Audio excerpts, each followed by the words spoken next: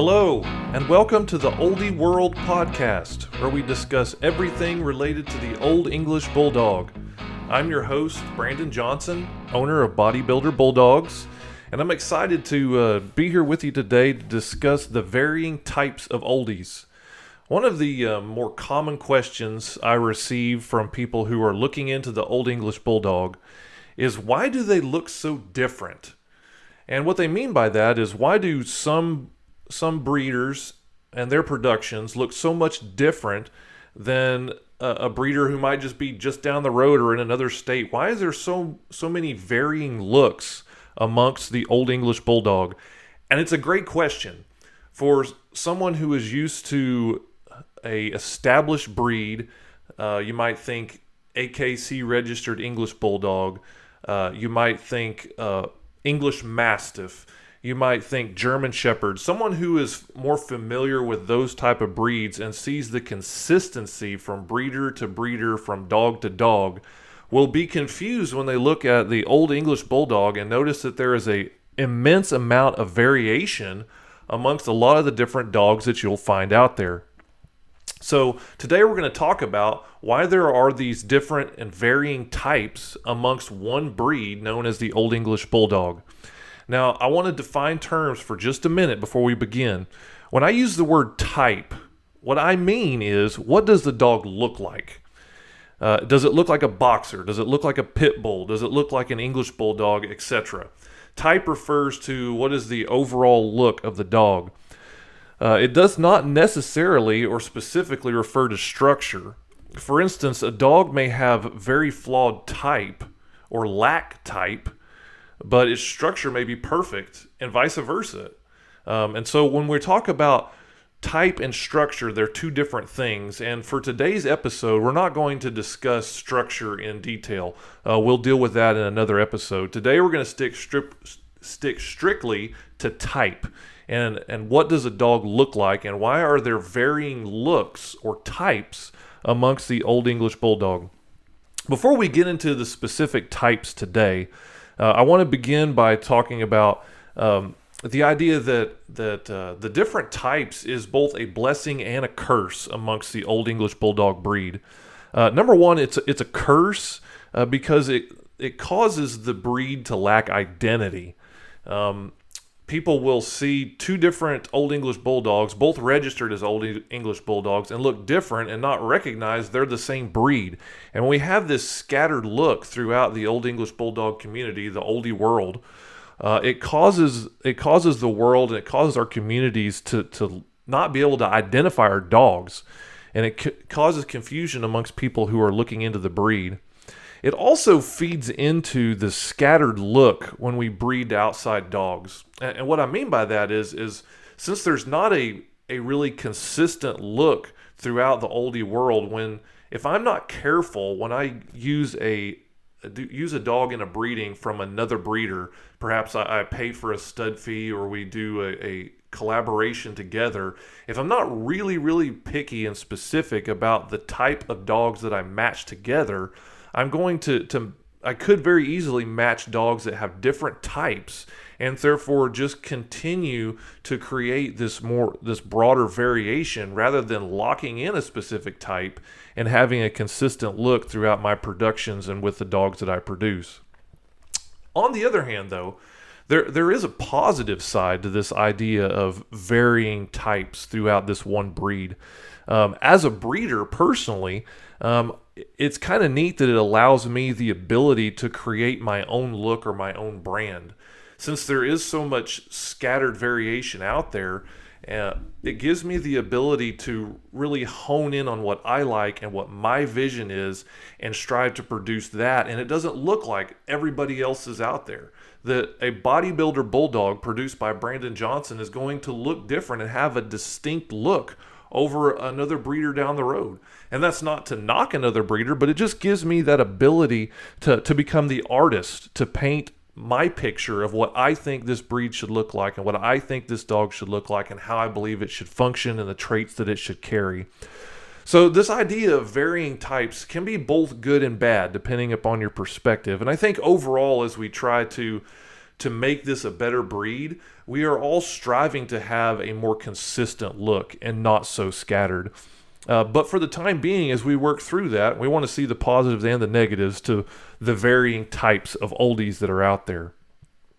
I think another good question to ask before we really delve into the different types that are out there is, why are there varying types of oldies to begin with? If this is a breed that we want to be accepted as a legitimate breed, if it's got its own registry, and we've been doing this for close to 50 years now, why are there still so many varying types amongst Old English Bulldogs? And I think that's a really valid question. I think it's one that we should give a little bit of time to. So I want to begin with addressing it, and I believe there's really three different reasons for why there's these varying types. So let's begin with remembering that it's a recreated breed. Okay?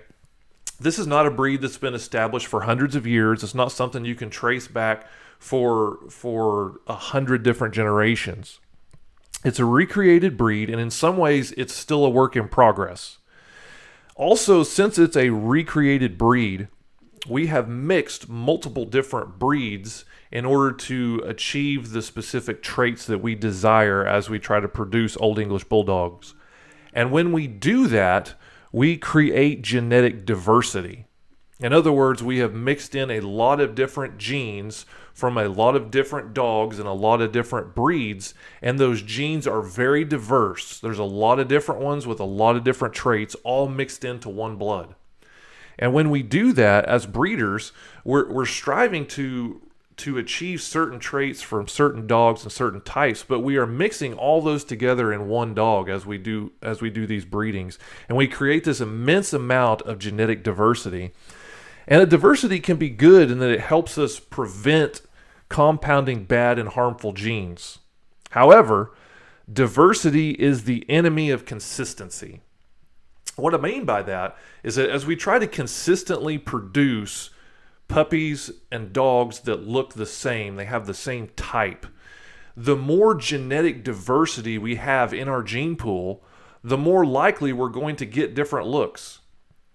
For instance, we might think about our own gene pool as humans, and if we look back amongst the previous generations, if we find people in our heritage who are blonde and brunette and dark-headed, and we see some who have ruddy skin, we have others who have really dark skin, very fair-complected people, we have short, we have tall, and the list could go on and on with all the different traits that we could find in our own heritage.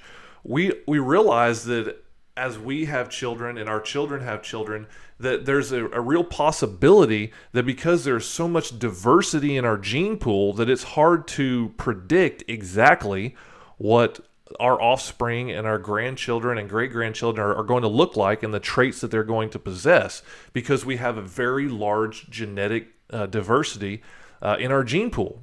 However, there are some people who don't have a really large diversity of their genetic gene pool because they, for multiple generations, people have had the same traits, and so the same genes have been piled up and piled up and piled up in their heritage, and so it's very easy to predict what their children will look like and what their grandchildren will look like if they continue to stack those same genes.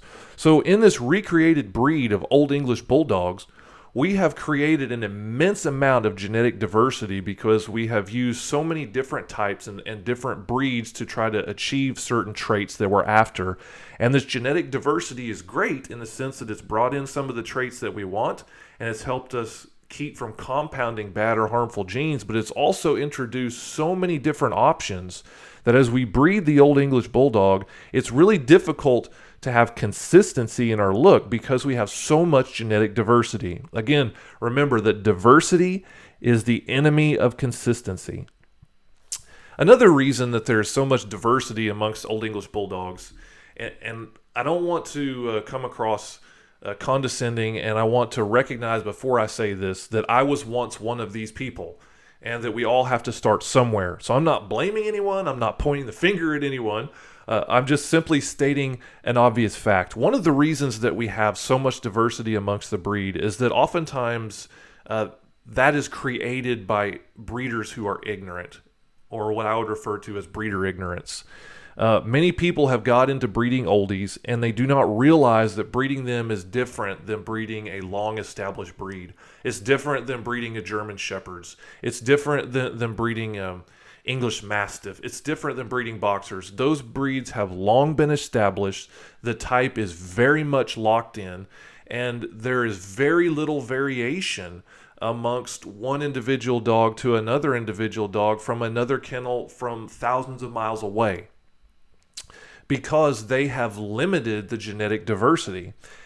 However, when you breed Old English Bulldogs, you have to approach it with a completely different mindset and a completely different understanding. And a lot of breeders are ignorant to that, especially new people who've gotten into it. And again, we all start somewhere, so I'm not pointing the finger anywhere. But breeder ignorance has played a lot into this genetic diversity, has played a lot into this varying types that we see, because we have people breeding oldies and they don't recognize the different types. They just think, hey, this is a registered Old English Bulldog and this is a registered Old English Bulldog. I can put them together and I'll make registered Old English Bulldogs. And not realizing the genetic diversity and the different types that are out there and the different traits that you need to breed for. A lot of people have gotten into breeding, and through their ignorance have compounded this issue of a lack of type. Because it's not as easy as putting a registered dog to a registered dog and then creating the type of oldie and the type of bulldog that we're looking to create. And that lack of knowledge and lack of guidance is how a lot of these different traits and types have come into existence.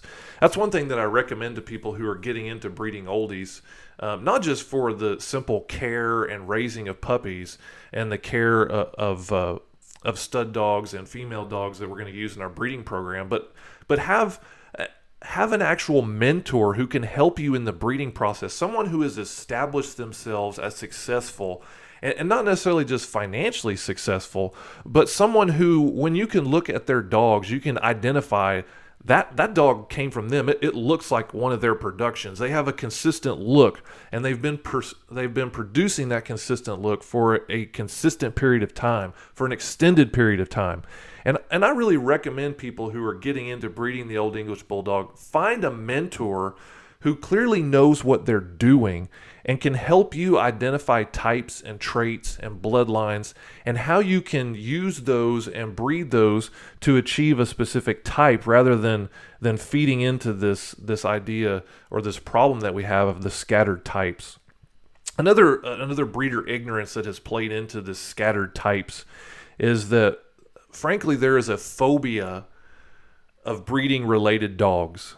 Now, I know for people who are inexperienced, you may think we should never breed dogs that are related, and that's simply an ignorance that's out there, because human genes and animal genes are different.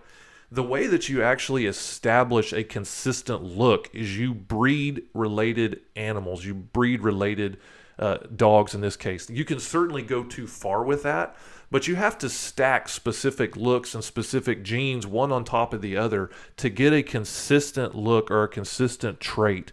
Whether we're breeding cattle or we're breeding swine or we're breeding dogs, all throughout the world, people have learned throughout time that when you can line breed, that is, you take animals that are related and you breed them together in order to stack or in order to copy a specific trait or type. That's how you build consistency in a line. And frankly, there's a lot of ignorance out there which has created a phobia or a fear of breeding related dogs. Now, again, you have to be careful, and you certainly don't want to compound negative or harmful genes, but at the same time, having related genes can really help you lock in certain traits and types and things that you want in your line. And so this idea of we always breed unrelated dogs just continues to build that gene pool and to make it more and more and more diverse. And again, diversity is the enemy of consistency. It's the enemy of being able to produce dogs that look alike.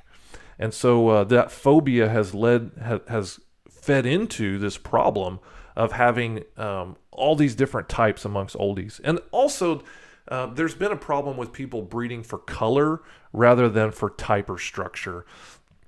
Color's great. Rare colors I have in my kennel. Is something that we definitely focus on here at Bodybuilder Bulldogs. So I am in no way saying that we should completely forget color.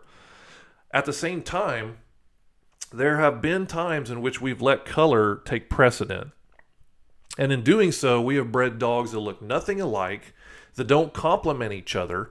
But hey, they're going to give us the color that we want, so they're what we put together. And again, that plays into that breeder ignorance of, hey, we're just going to put these two dogs together because they match color-wise, which should be way farther down our list when we make decisions about what dogs to pair. So again, breeder ignorance has played into this. And lastly, part of our varying styles or varying types of oldies is due to different breeder vision. Not necessarily breeder ignorance, but different breeder vision. And that is that breeders produce dogs that are a result of what they focus on.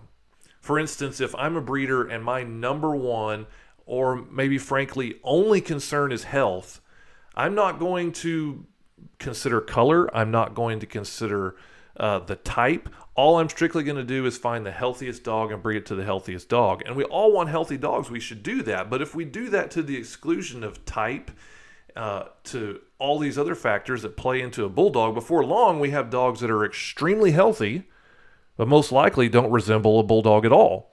Some breed mainly for the show ring and for performance, which often puts the majority and the emphasis on structure and maybe not so much on type. Some breed mainly for athleticism. Some breeders breed mainly for size. Some focus mostly on temperament. And all these visions and goals vary and therefore feed into the varying types of oldies that we find out there. Because we all have these things or these goals in mind as breeders, but oftentimes one breeder focuses more on one area than another, and therefore their dogs lean more towards those traits that produce the vision that they have. So now that we've kind of covered why we have these different variations, let's move into the different types of oldies. And I want to give a couple of disclaimers before I begin and forget what those are, just to make sure that we're all on the same page and make sure that I cover myself, because I don't want anybody to think that I'm here trying to disparage anyone or their dogs. So a couple of disclaimers very quickly. These are types that I've chosen to discuss. There are some people who might include additional types or maybe even less types and may not make some of the distinctions that I will make. And there are also combinations of these types that are out there in the oldie world. I'm going to be discussing these types not as they're found in any textbook, but as I have experienced through the Old English Bulldog world and in our community and the things that I have seen, rather than something that you're going to find written online somewhere. I'm also discussing these types from my own perspective and my own experience and my own preference within the breed. And I think it's important to make that distinction here. I'm going to say some things today in this discussion that are my opinion and they're my preference. And there will be breeders who disagree with that, and that's okay. I don't have a problem with that, and I think we should have an open dialogue to discuss these things and to be okay with having a little bit of difference and having a little bit of variation. I think currently we have too much variation in the Old English Bulldog world. But I think a little bit of room for variation and discussion and a little bit of room for a different flavor here and there is a good thing. So none of the opinions that I am going to express today are meant as an insult toward or a slight against any other breeder or any of their productions. They're simply my opinions and my experiences and the things that I have seen in the Old English Bulldog world. And how I think some of that is good and how some of that is not as good and how we can make some improvements in that area. So now that I've got all those disclaimers out of the way and I've covered myself, let's dive into the different types of oldies and my views on those. I want to begin by talking about dogs that just, I don't know how to say this other than to say they just lack type. Okay, it's not that their structure is all over the place necessarily. It's not that they're bad dogs or unhealthy dogs. They just simply lack type. They're the dogs that when you see them walk through a neighborhood, you look at them and you say, what is that? I'm not sure how to identify that dog. These dogs often look similar to boxers or pit bulls. These dogs lack type for a multitude of reasons. And let me begin by saying, again, I'm not bashing anyone. I've owned a couple of these. I've even used a couple of these in breeding before. I wouldn't anymore. But we all got to start somewhere. And the breed has come a long ways in the 10 to 15 years that I've been doing this. And so there's been a lot of improvement and a lot less of these dogs than there used to be, but there are still a significant number of them out there, and frankly, still a significant number of them being bred. Dogs that they just lack type overall. They lack the bone structure of a bulldog. They have, and what we mean by that, or one of the easy ways you can identify that, is when you look at the dog's legs, especially the front legs. Their legs will be thin. They won't have those really big, stocky legs. They lack the overall bone structure of a bulldog. A bulldog is supposed to be a heavily boned animal, and when you have a dog that's really lightly boned, it's a real hit to the type of that dog is supposed to possess. These dogs oftentimes lack head type of a bulldog. And I'll say this here and I'll say it again throughout this episode. In my personal opinion, one of the most important ingredients to having correct type of a bulldog of any breed, but we're talking specifically today about oldies, and on this podcast, Oldie World, that's what we focus on, is the head. It might even be the leading part or the leading trait in my own opinion as I try to breed the type of oldies that my vision has, is I think that the head is where it all begins. And so for these dogs that just lack overall type, they lack that really broad, fat muzzle. They oftentimes have a small head. They oftentimes lack much wrinkle, which is also an indicator of an English Bulldog, is part of that type a lot of times. And they often have a long muzzle. And so when you look at the headpiece on these particular dogs that lack type, you don't think Bulldog. You think, what is that? They oftentimes, almost always rather, they lack mass. And they lack rib cage. They lack the muscle mass all throughout the body. They often do not lack muscle tone. And let me be clear, there's a difference between muscle tone and muscle mass. You can have really tight skin, be underfed, and have a lot of muscle tone. Muscle mass is just the sheer amount of muscle. And a bulldog is supposed to be a heavily muscled animal, even if it has thick skin with a lot of wrinkles. If you were to feel through that skin, you would feel an immense amount of muscle on that frame. And these dogs that lack overall type typically are lighter muscle dogs, and they don't have that sheer amount of muscle mass. And they oftentimes lack overall thickness and girth. They're just not a really thick, girthy dog. They're typically a lot lighter framed. Not necessarily smaller, but lighter framed. So you'll see some of those throughout the oldie world, just these dogs that lack overall type. They're, again, the type of dog that people look at and they say, well, what is that? Again, not necessarily that it's a bad dog. It might make a great pet. It may function really well, be really healthy. But in my opinion, not exactly what we're shooting for in the oldie world when we're trying to create something that somebody looks and goes, wow, that's a great looking bulldog. The second type I want to discuss today is the American Bulldog type. American Bulldogs are a separate breed from oldies, from English. They're their own breed, recognized by many different registries. However, American Bulldogs have been used in the recreation of oldies, and some lines of oldies are heavy American. They have multiple different infusions of American Bulldog for different reasons, oftentimes, again, due to breeder vision.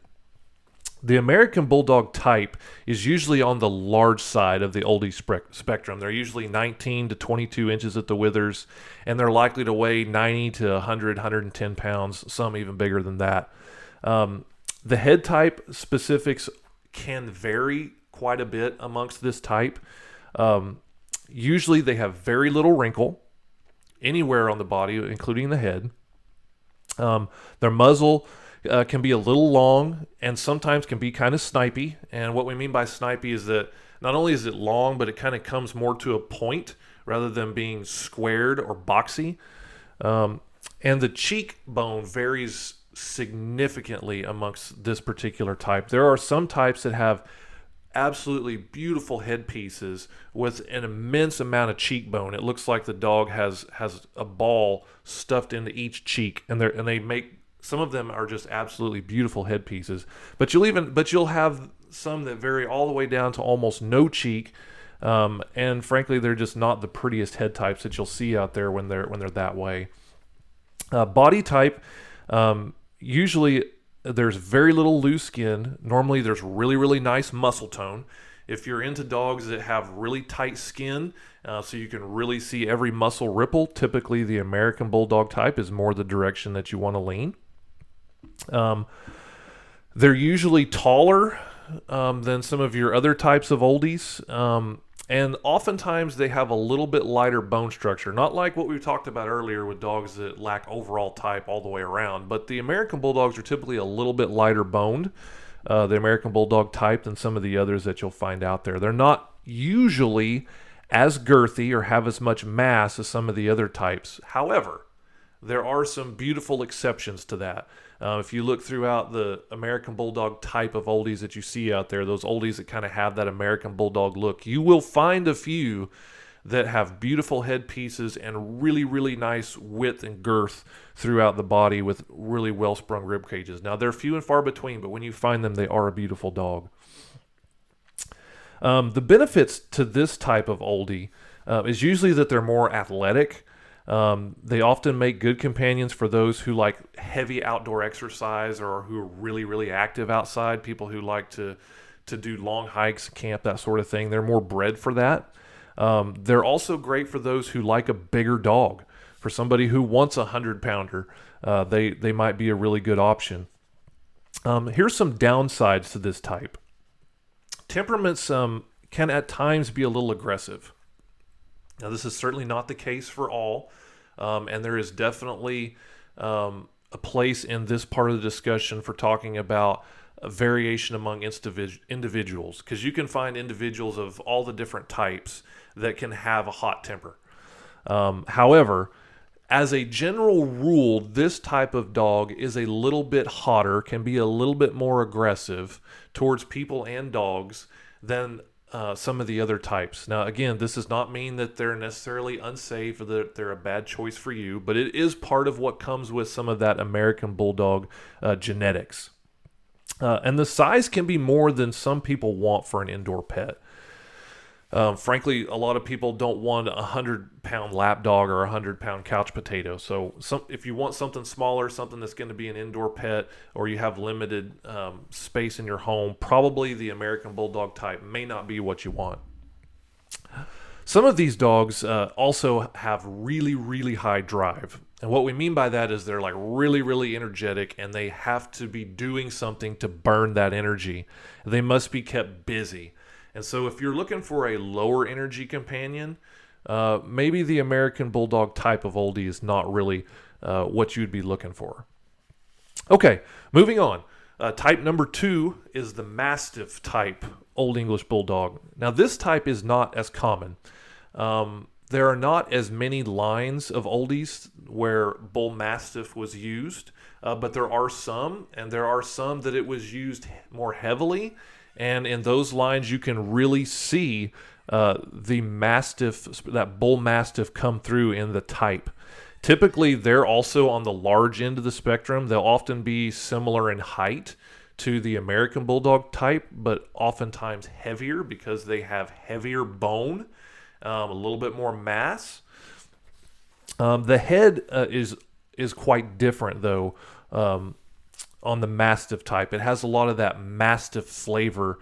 Almost never do they have a lot of cheekbone. Instead of having that really nice round type of head where you have really nice lift from the muzzle to the top of the skull and cheekbone that really rounds out the head, the Mastiff type oldies have more of a square, boxy, or rectangular shaped head because they don't have cheekbone. When you come off the top of the skull, rather than rounding down around cheeks that protrude out the side of the head, as you come off the skull, it just drops straight down. It just drops straight off like a sheer cliff because they lack that cheekbone. They have very little cheek.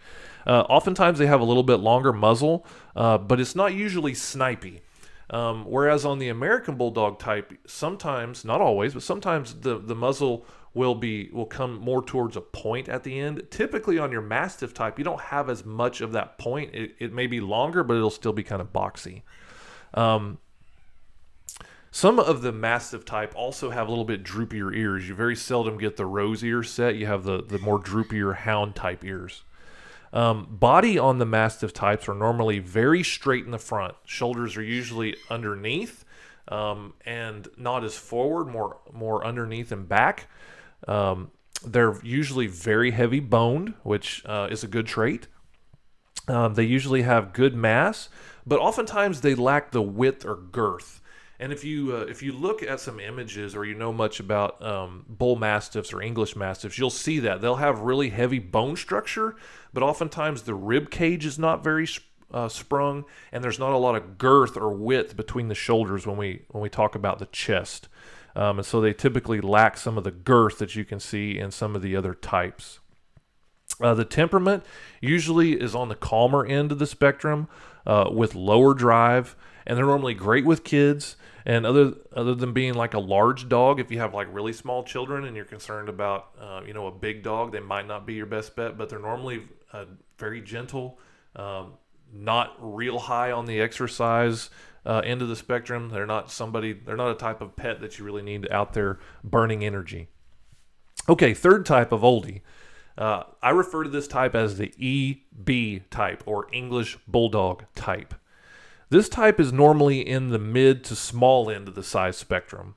When we discuss the English Bulldog type, one of the first things we'll talk about here is head. Normally it's wrinkled and sometimes excessively wrinkled. And sometimes it's so excessively wrinkled it has a full nose rope. And what we mean is that big round wrinkleless skin that rolls over the nose, like there's a rope rolled over the nose. Head size can range from very small to quite large. The muzzle is short, broad, and even fat, and it's squared off. It's not snipey. It doesn't come to more of a point at the end. The dog has an underbite, and at times bottom teeth show, which is not a desirable trait. In my opinion, the type of oldie...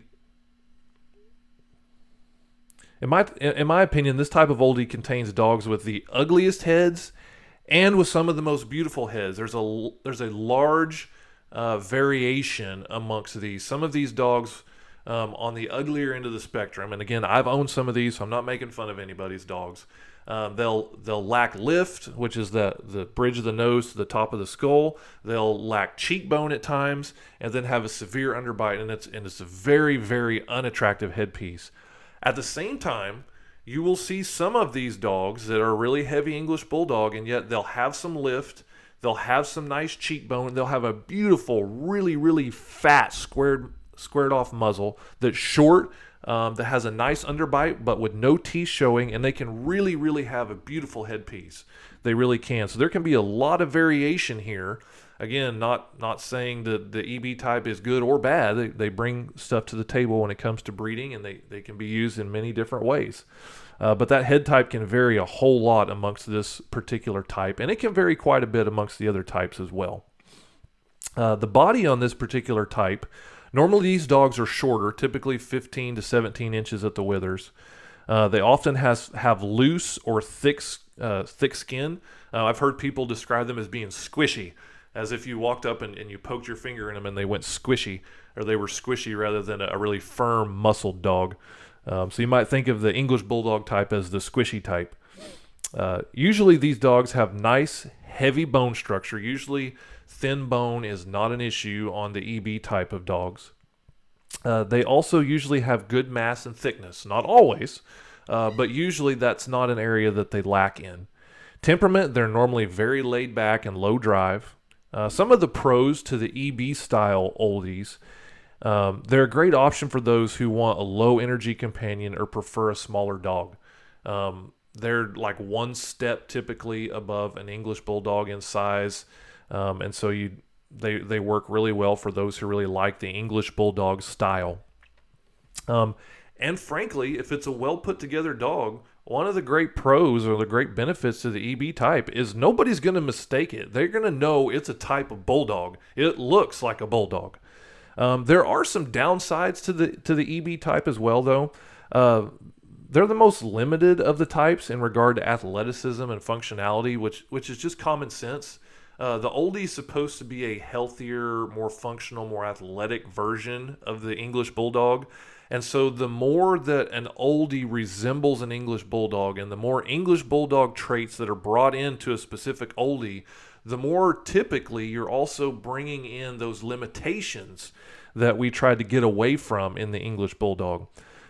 They can be at times more prone to health issues than some of the other types. Now, there are exceptions to that, but there are certainly times when they can be more prone to that because they have those English Bulldog traits. Okay, and lastly, let's talk about the oldie type. Now, this is my vision of what an oldie should look like as far as type goes. How an oldie should be put together, what they should look like. Again, this is my vision. There will be some oldie breeders, a lot of oldie breeders who have a little bit different, varying visions. And again, I'm not discussing structure. I'm discussing type. This type is based on my opinion of what an oldie should look like. The previous types are when a dog has been bred toward one extreme or has taken after the genetic traits of one breed more than another.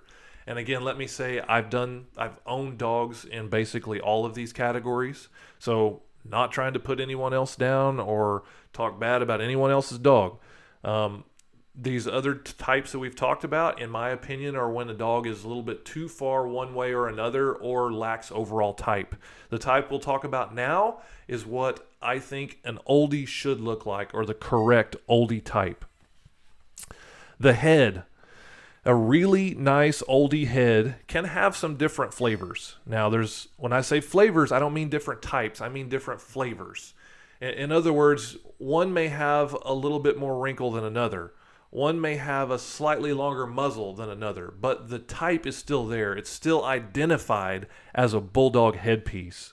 So perhaps in some of these different flavors, the skin's a little tighter, and it might have a little bit more of an AB flare or an American Bulldog flare. There can be some extra wrinkle and carry a little bit more English Bulldog flare, and that's okay too.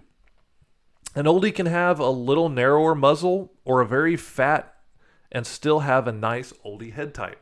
Okay, so I'm not going to sit here and try to tell everyone that an oldie's head has to be an exact copy of a specific dog. I believe there can be a little bit of variation, and we still have the same type, and everybody still recognize it as a Bulldog. In my opinion, one of the key factors, as I've said earlier, if not the biggest factor in setting type of an Old English Bulldog, is the headpiece. An oldie can have a perfect body, but if the head type is all wrong, it just loses so much of the recognizability of a Bulldog. And I think most of us would see that and agree that when a Bulldog walks out, or let's say a Bulldog walks around a corner and it just pokes its head around a corner, if the head comes around and it's a Bulldog headpiece, you immediately identify that dog as a Bulldog. But if the shoe's on the other foot, and let's say a Bulldog is walking around a corner and its head is obscured, but just the body is shown, you might say, well, that is a short, muscular dog, and not know exactly what type of short, muscular dog.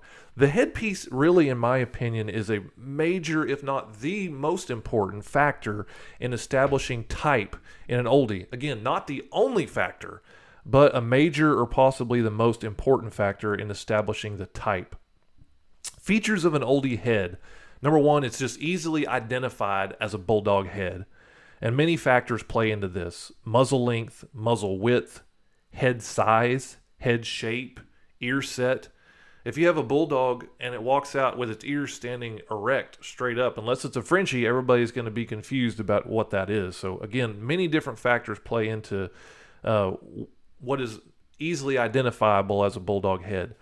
Some of those factors, for my idea of a Bulldog, is that it's going to have really nice lift. And this is something that we don't often hear a lot or we don't talk about a lot.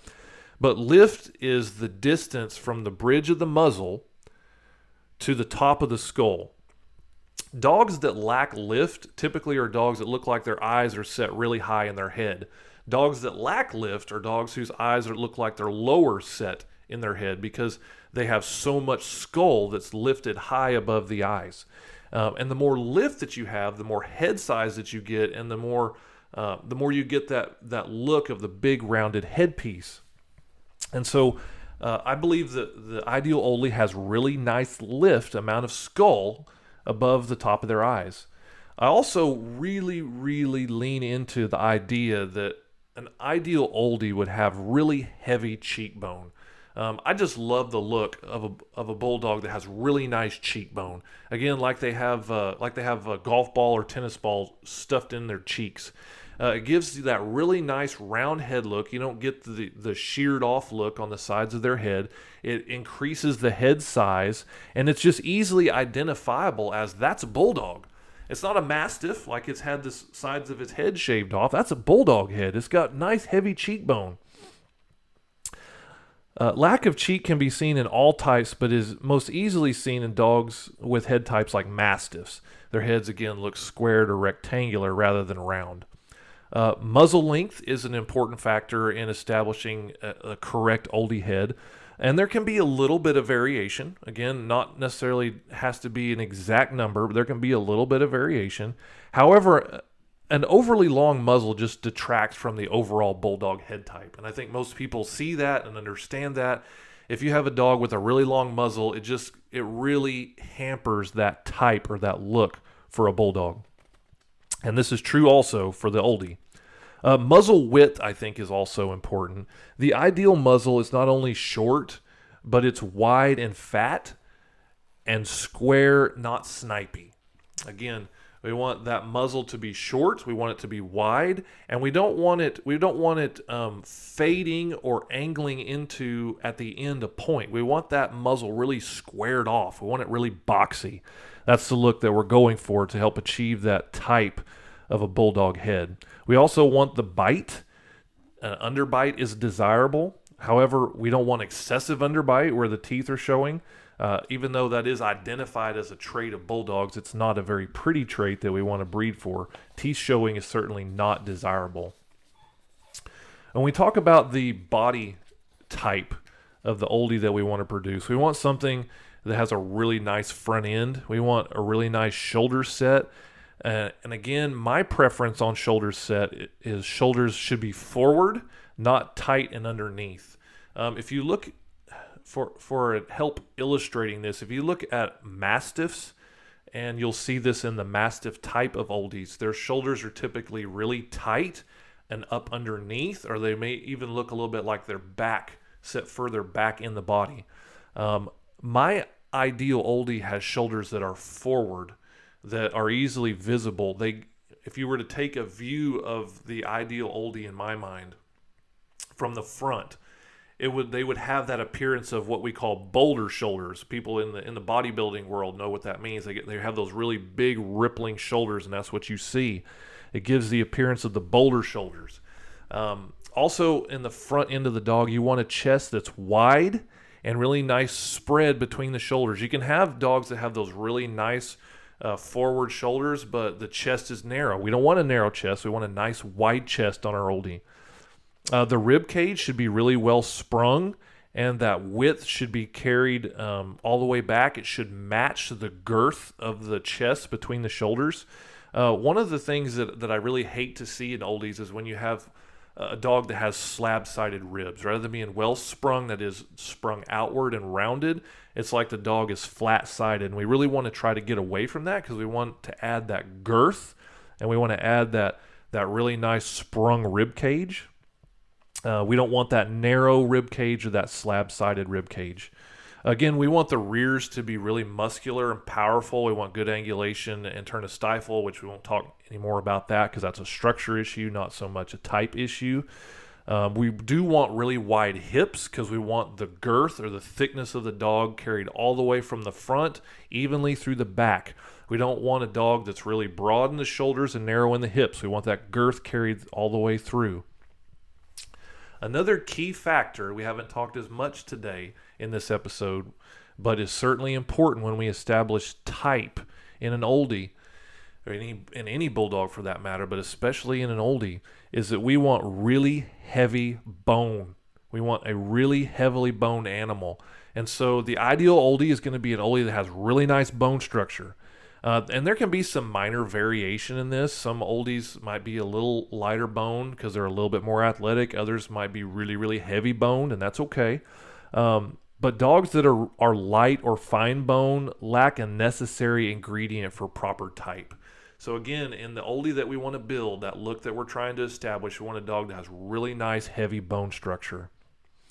Also, when we talk about just kind of overall appearance, we gotta talk about skin just a little bit. Tight skin is acceptable in the oldie world. Everybody loves muscle tone. It's great to see that muscle and to see it ripple, as long as it does not take away from the overall bulldog appearance. Muscle tone is cool and a desirable trait, but loose skin is also acceptable if it's not excessive and cause the dog to resemble more of the English Bulldog type rather than an oldie type. So you really don't want to go too far on the loose skin side of things. If the dog's a little bit squishy or maybe doesn't look like it's elastic wrapped in its skin, and it doesn't show just rippling muscles, that's okay. But when we get really excessive with the wrinkles and we get wrinkles down on the ankles and the back legs and the back feet, we've probably gone a little bit too far with the loose skin. Temperament and athletic ability as we round out our oldie type. This dog's going to be stable, it's going to be friendly, it's going to be confident, it's going to be loving. It is not hot-tempered. Now again, there's some variation amongst individuals. And we always allow room for that and recognition that can happen. However, overall, it's not people aggressive. It's not dog aggressive. It's an athlete, but not an endurance runner. We need to make that distinction. It's an athlete. It's not an endurance runner. To help with understand this, I'm gonna use a football illustration. And this is more my opinion. There are some breeders who certainly disagree with me on this, and that's okay. My view of the oldie that I want to produce, let me use this football illustration. At Bodybuilder Bulldogges, we are trying to produce defensive ends. You might think of somebody like Nick Bosa for the San Francisco 49ers. That guy is a massive man with incredible muscle mass and incredible strength, and he even has incredible quickness. There's no doubt he has incredible quickness because he can get to the quarterback faster than anybody else can. What we are not trying to produce here are defensive backs or cornerbacks. We're not trying to produce the guys who can run all day long, who are lighter framed to keep up with wide receivers as they sprint down the field. Nick Bosa is big and strong and fast, and he can run as fast as anybody else on the field for a short distance, but he's not a long-distance runner. And here at Bodybuilder Bulldogges, that's the same thing we're doing. And my idea of an oldie is that it's a really heavily muscled, heavily boned, really imposing dog that has great athletic ability, but due to that mass and the bone and the overall build of the dog, it's not suited for 5-mile runs through the mountains. It's not suited for high altitude running.